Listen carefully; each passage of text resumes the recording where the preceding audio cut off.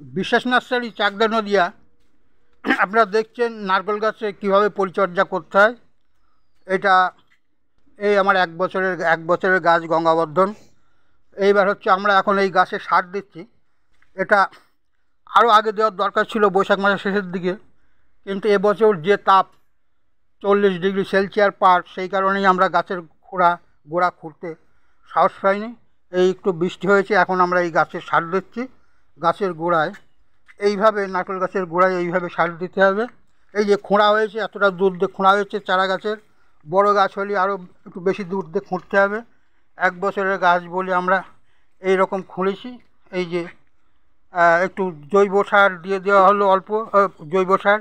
এবারে যে রাসায়নিক সার, ফসফেট, পটাশ, ইউরিয়া এবং এর সাথে আরও কিছু ওই জিঙ্ক সালফেট, বোরন এইগুলো আছে, এইগুলো মিশিয়ে এই দেওয়া হচ্ছে।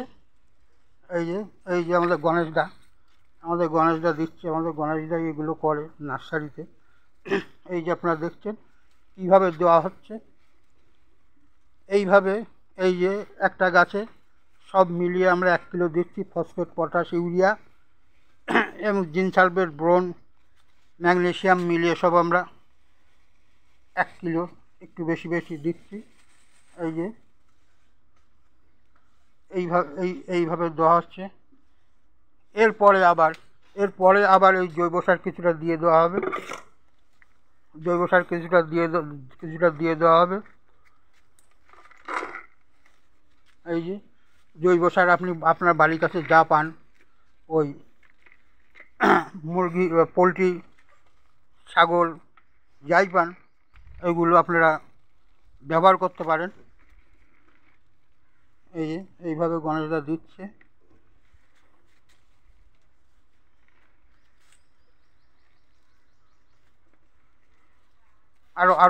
আরো খানিকটা দিয়ে দাও, আরো অতটা দিয়ে দাও।